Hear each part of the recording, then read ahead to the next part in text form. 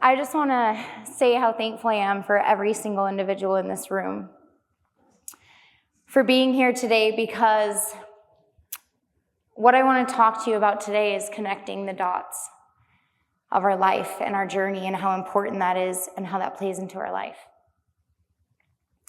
I can't help but sit here and stare at you guys, because reflection is allowing our growth to catch up to us.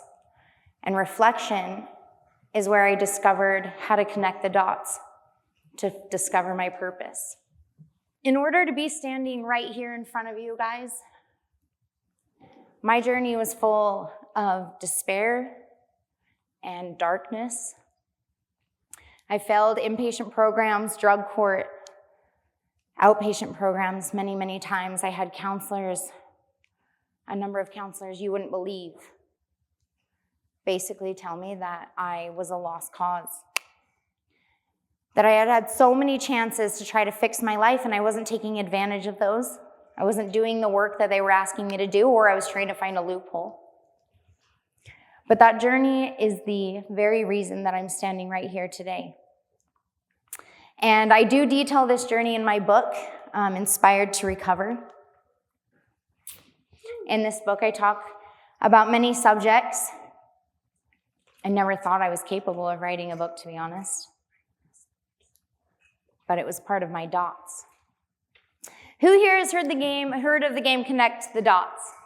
It's a little game that you play on a napkin anytime you're waiting for your food and you're starving and you're trying to distract everyone at the table from arguing. But my aunt would pull out this little napkin and she would put dots. And each dot really had no meaning until she started grouping many of them together, right? And then she'd say, Mel, let's play Connect the Dots. And I go, what's that?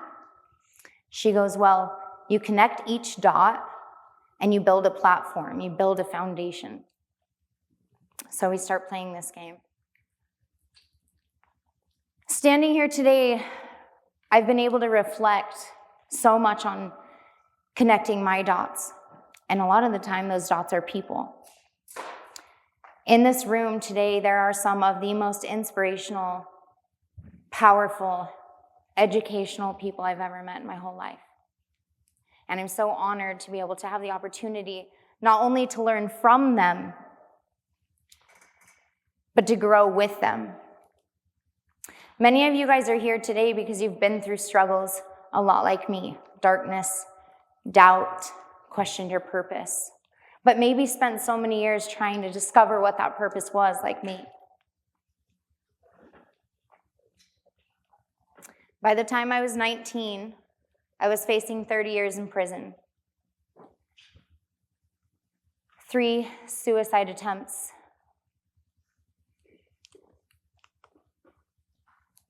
I didn't want to live. In my book, I detail about the people that were in my life that had made such a big impression on me and the changes that I was about to go through. Their unwavering support and love, my mentor. My very first mentor. As I'm standing in the courtroom facing these 30 years in prison, about to be sentenced to a grave I had dug myself, all these things started popping through my head. How I was never going to get to be a mom. I was never going to be loved the way that I wanted to be loved, or that I had dreamed of or seen in movies. Every dream I had ever had, every vision I had ever had was going right down the drain. And all of a sudden, as I'm standing here reflecting, all of a sudden the court doors swing open and this man walks in that I had never met before. Chuck Marshall. My whole life changed that day. Instead of being sentenced to 30 years in prison, they released me on a 3-year private probation, zero tolerance. The next 6 months of my life, Chuck Marshall loved me until I was strong enough to love myself. He saw a potential in me that I had never seen. My mentality had gotten so dark and so deep that I didn't know how to get out at all. And I didn't really see what the point of getting out was. I mean, I had already caused all this damage. I had already caused all this wreckage. And the thought of cleaning that up was really scary. I want to tell you a story. So when I first got my first arrest was in 2013, around Mother's Day, 2013. I hadn't spoken to my mom for about 6 months, and I was really, really deep into a heroin and methamphetamine addiction. And I was hanging out with people that were much, much higher level criminals than I was, but I was heading right down the path, right? You are who you hang out with. And about 3 days before Mother's Day, something in me got tired, real sick and tired of the life that I was living. And I just felt like I was different. I was around all these very intelligent people, right? These people that had skills, that did big things, but in the wrong way, for the wrong reasons. And I just decided this day, I'm done. I want to be done. When I told the people that I was hanging out with, or surrounding myself with, that I wanted to be done, most of them laughed. They're like, Mal, you can't quit heroin. You're going to withdraw for the next 3 days. And I go, I know. So for the next 3 days, I sat in a room and I withdrawed my butt off, shakes. I couldn't eat. I was crying constantly. I would literally sit in the shower for hours and hours and hours until the water would run out. Warm water would run out. And by the end of these 3 days, I woke up on Mother's Day of 2013. And I remember opening my eyes, and I swear the light, the sun that was shining through the window to my right was so much brighter. The pain was gone, and I could smell someone mowing their lawn outside, which heroin had numbed me. I never got those little small experiences. I didn't get the joy that came out of those. And I called my mom and I go, hey mom. And I was crying. I go, happy Mother's Day. And she goes, happy Mother's Day, Mal. She goes, are you doing okay? And I go, yeah. She goes, yeah, you sound like it. And I go, I want to see you. Let's go to breakfast. So me and my sister and my mom went to breakfast at Village Inn. And we sat there and we laughed and we cried and we hugged. And it was the biggest blessing that we had ever experienced. I had finally made the choice that I wanted something different. I tell my mom that I want to move back home. I want to come home. And she goes, okay, go get your stuff and you can move back home. And so I drive with my sister. My mom ended up going with her mom to do some Mother's Day stuff. And so me and my sister start driving back to this house. And we pull up to the house to go get my stuff. And the second I pull in the driveway, guess what? St. George SWAT. 10 cars all the way around the house, grab open my car door, pull me by the arm, throw me on the cement. And I'm like, no, wait. My sister's like, wait, she's clean, no. This moment was one of the biggest lessons I've ever learned in my whole life.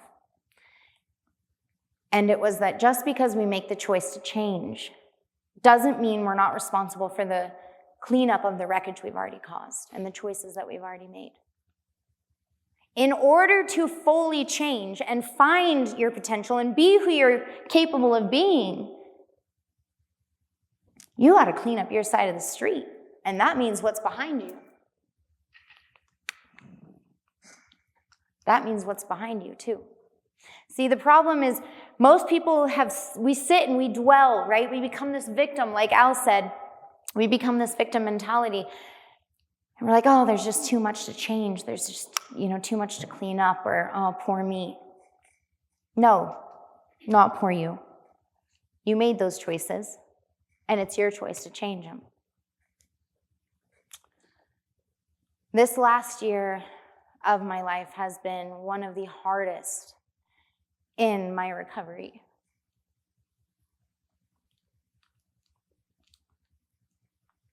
Death, divorce, challenge, and a whole lot of questioning everything that I used to question about myself, my worth, my self-esteem, my capabilities, why I even lived through what I did, why I'm here.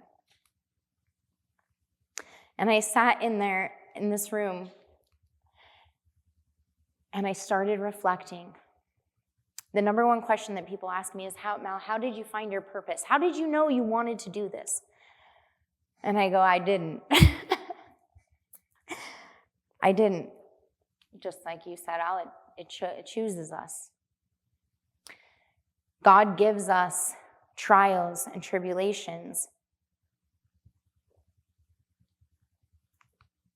because preparation and destruction look the same. Think about that. Preparation and destruction look the same. In order to be standing here and giving you any information and educating you at all on my experience, I had to have the experience, right? I remember when my addiction was happening, or right as I was in early recovery and had just gotten out of my addiction, I go, dang, now I'm like 8 years behind everyone else in this world, right? Like I wasted my time over here while everyone else was building their life. And now I'm behind. Now I got to catch up. That's because I have minor perfection and control issues that I'm working on. But then I sat there and I realized this experience and these things that I've just overcome have now given me a knowledge and a drive to be able to stand here before you and share these lessons to empower you, to help you guys discover the reason why you're here. Because I am telling you guys, part of connecting the dots, which this is crazy, and we don't have a ton of time because the next speaker is absolutely amazing, but how I met Dallas, literally one of our people in our team, Andrew, ran into him at 4 a.m. at Maverick, had a 10-minute conversation. Drexel, I just edited his book not too long ago. All of a sudden he shows up and I'm like, whoa, hey buddy, what are you doing? He's like, I'm part of New Human. I'm like, what? Andrew, met him 2 years ago. Started working at a job that I had just left a job of 12 years, and I became one of my very best friends. Al, I put a post on Connect Utah one time about, hey, I have this vision, I have this dream, I want to start this event, but I need help, I don't know how to do it. 3-hour conversation and family. Every single person on this team and in this room, if you think you're here by accident, you should take some time to reflect on that. Because every single person in this room is a key player in the game of life that God plays like chess. And every single one of you came today and are sitting exactly where you're at, listening to the people you're listening to for a reason. And one thing I know about the HUS event and the group of people you've been listening to today is that their messages and the information that they're giving you will change your life. Just like Dallas said, 30 days ago, I was broken. I was seeping back in that deep, dark space, and I was isolating. I was gaining weight. I was angry. I was hurt. And because of the people I'm surrounding myself, because of the unwavering support and the genuine, pure love of the connections that I've made today, I'm the happiest and the healthiest I've ever been.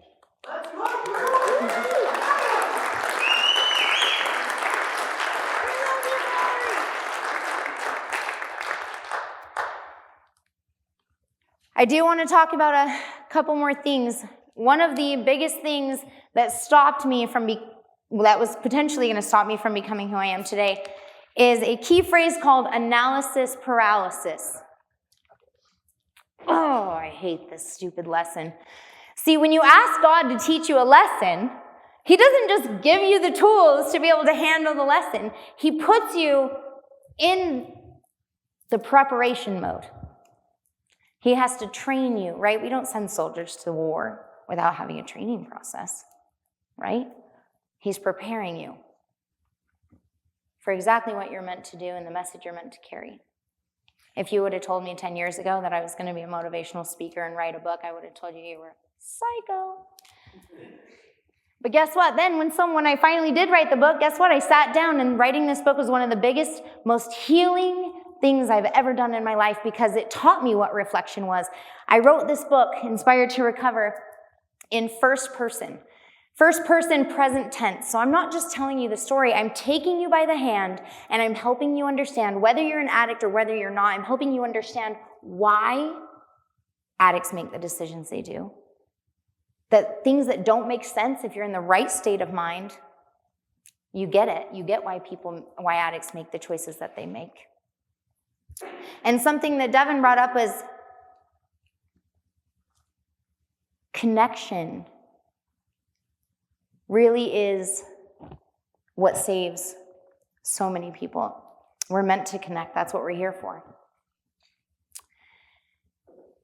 Connection creates creation. Everything that this is today, this event, everyone here today was created by a connection. We've come together because of our connections. But analysis paralysis now, this little bugger, this little thing will get in your head, and what it does is it causes you to be scared. Analysis paralysis is the fear, being paralyzed by the fear of an outcome.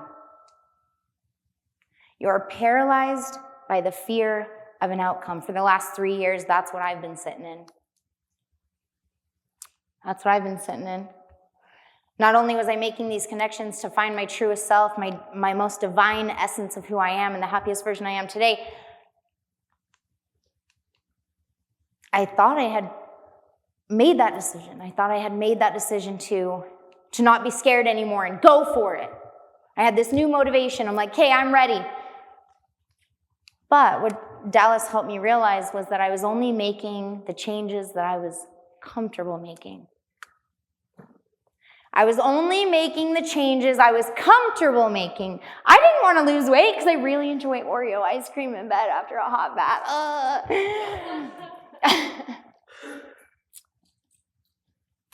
Because I was comfortable being depressed, eating my feelings. Not only that, but I was scared of success. Can't tell you how much time this month I've procrastinated my speech because I knew the power of the people that would be in this room today. And I have done, to my team and to the people here, I've done a dishonor by not letting you know the power of the people in this room. Because there are some amazing, God-driven, motivated people in this room, some of the most intelligent people I've ever met in my entire life. And if you're not friends or get the numbers of at least 5 people in here before you leave, you're doing yourself a disservice.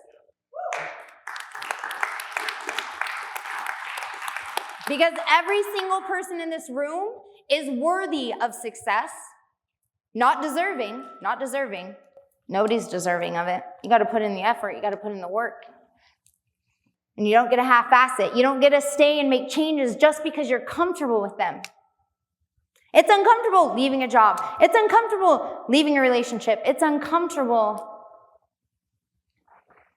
putting every mistake you've ever made in a book to help other people learn what not to do. And the one thing I want you guys to know is don't ever let fear stop you again.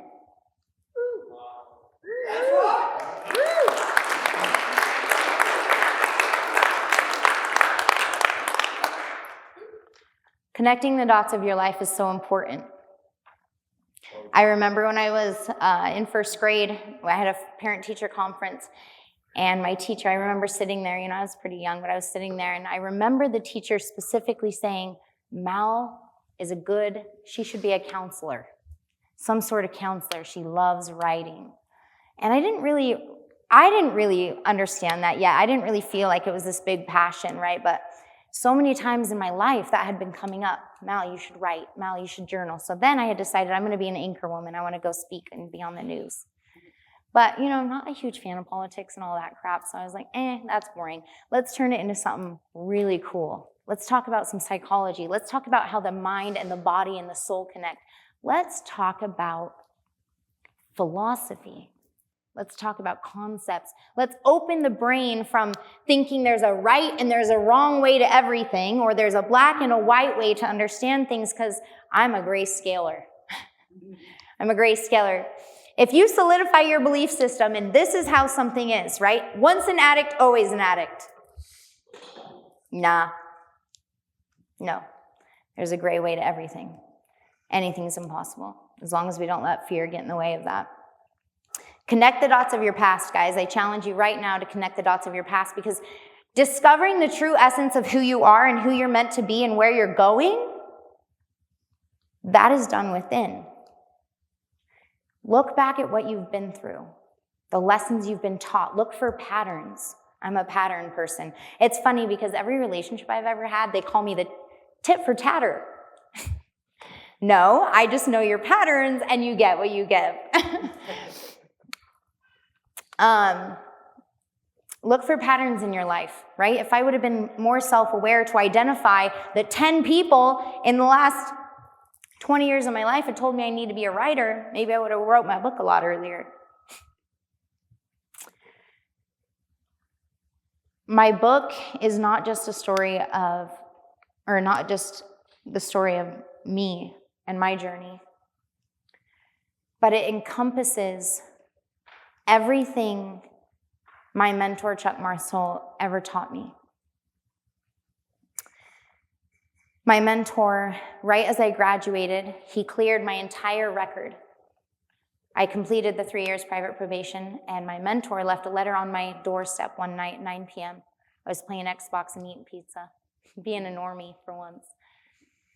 And there was a knock on the door. I opened the door. There's a paper on the doorstep, and I opened the paper, and it is the first page is a completion of my probation. I had successfully terminated for the first time in my life, 6 programs later. That was cool. But the second paper, guys, the second paper is really where the magic was at. Not magic, the miracle. The second paper was a full clearance of my entire record. Gone.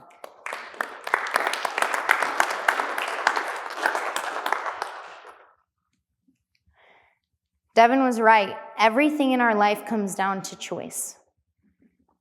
And every decision we make paves a path. And every path we take leads to a destination. So ask yourself right now, what will your story be? The whole time writing my book, I realized we are the author of our stories. Just because mine's on paper, every story matters and every story is important, which was the whole reason to creating this event, was to give addicts the opportunity to take their story and stand up here and see it impact others in a way with grace, with love, forgiveness, because every single story prepares you to have a set of skills that's always been there. But it just took us so much time to recognize. And one of my skills is one of my very favorites, actually, that I'm so grateful and so blessed to now have an awareness of, but I love people better. We love you too, Mal.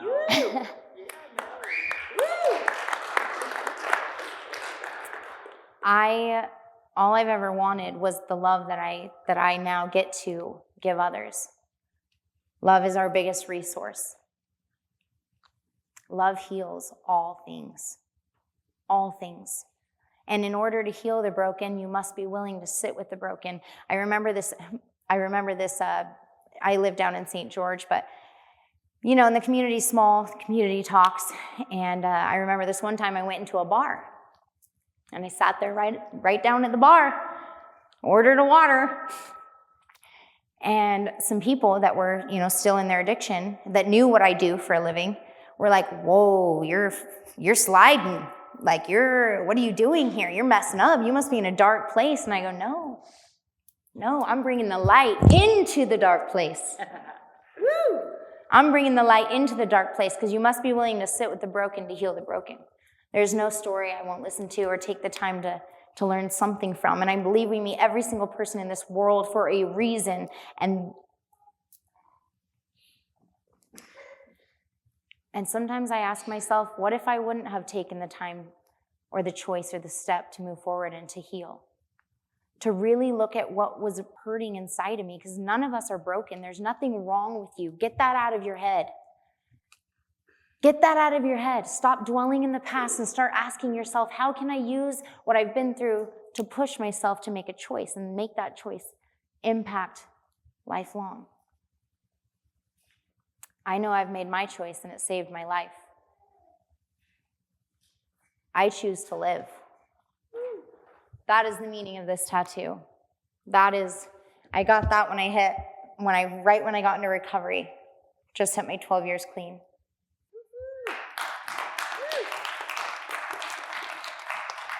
So I challenge you guys today, every single one of you, before you walk out of here, I want you to make the choice, the conscious choice that from here on out, you're going to live every day, like Devin said, with purpose. You may not know exactly what that destination is right now, but guess what? God's not done preparing you. If you don't know your purpose yet, that's because you're in training. And we want to see what you're capable of.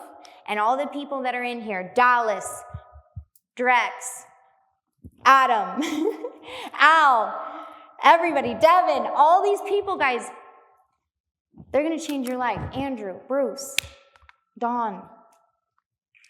So please take advantage of that today. Mallory. Tiffany. I know. Ryan. I just want to name every single one in here, but make the choice to live and do something about it. Start doing something, guys. Ask yourself where you want to be, what the light you want to emit. I've seen so much darkness in this world. I just want to emit light. So let's do it together. Yeah.